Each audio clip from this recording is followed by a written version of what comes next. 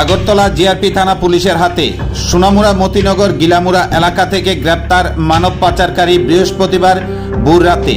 জানা যায় বেশ কিছুদিন পূর্বে আগরতলা রেল স্টেশনে জিআরপি থানা পুলিশের হাতে গ্রেপ্তার হয়েছিল অবৈধভাবে বাংলাদেশ থেকে ভারতে এসে বহিরাজ্যে যাওয়ার পথে একাধিক বাংলাদেশি। উক্ত মামলায় জড়িত থাকার অভিযোগে জিআরপি থানা পুলিশের হাতে গ্রেপ্তার হয় সোনামুড়া গিলামুড়া বর্ডার ফেন্সিং এলাকার নাজমুল হোসেন বয়স 19 নামে এক মানব পাচারকারী। অভিযুক্তকে বৃহস্পতিবার দুপুর 2টায় পুলিশ রিমান্ড চেয়ে আদালতে প্রেরণ করে জিআরপি থানার পুলিশ। এমনটি জানান আগরতলা জিআরপি থানার ওসি তাপস দাস। ভারতীয় নাগরিককে গ্রেপ্তার করা হয়। এটা হলো আপনার মতিনগর গিলামুড়া একটা জায়গা আছে যারা একদম বর্ডার ফেন্সের সঙ্গেই। তো বিএসএফ এবং সোনামুড়া থানার সহযোগিতায় আমরা ওনাকে অ্যারেস্ট করি। উনি একটা আমাদের কেসের মামলার সঙ্গে যুক্ত হয়েছে, লিঙ্ক হয়েছে, পাওয়া গেছে, ওনার নাম এসেছে। উনি ওই বাংলাদেশ থেকে যে বাংলাদেশ এবং রোহিঙ্গা মানুষ আসা যাওয়া করে উনি ওটাতে হেল্প করেন।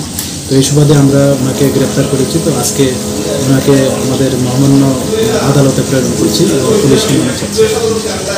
এরকম রয়েছে যারা মানে বাংলাদেশ থেকে মানুষ ভারতে আসার জন্য সাহায্য করছে এরকম? এটা নিয়ে আমাদের তো বিভিন্ন কেস হচ্ছে এবং এগুলি আমরা পুঙ্খানুপুঙ্খ বিশ্লেষণ করছি।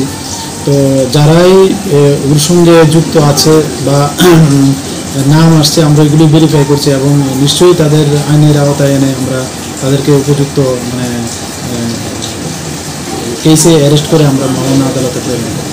যেহেতু বাংলাদেশ দিকে এবং ভারতের দিকে তার কাটাও রয়েছে, তারপর মানে বাংলাদেশ থেকে কীভাবে ভারতে প্রবেশ করছে এটা কি কিছু পাওয়া গেছে নাকি? এটা যারা আসছে তাদেরকে অনেকে জিজ্ঞাসা মানে করলে বলে যে অনেক সময় তার কাটার উপর দিয়ে আসে, বিভিন্ন বাস বা কোনো কাঠ ব্যবহার করে, আবার নিচে দিয়েও অনেক যে জল যাওয়ার যে রাস্তাগুলো ওখান দিয়েও আসে। তো কিছু কিছু জায়গায় বলে যে মানে তার কাটাও নেই, এরকম আছে, যেমন সোনামুড়া তার কাটাও নেই, এসব জায়গা দিয়েও আসছে এরকম বলছে। এখানকার তো বিএসএফ থাকে, অবশ্যই থাকে। তারপরও মানে কীভাবে সক্ষম হয় তারা আসছে, এই বিষয়টা কি আপনারা উচ্চপদস্থ লোকের কথাবার্তা বলেছেন? হ্যাঁ, এই নিয়ে কথাবার্তা হয়েছে এবং উচ্চ আধিকারিকরাও অনেক মিটিংও হচ্ছে।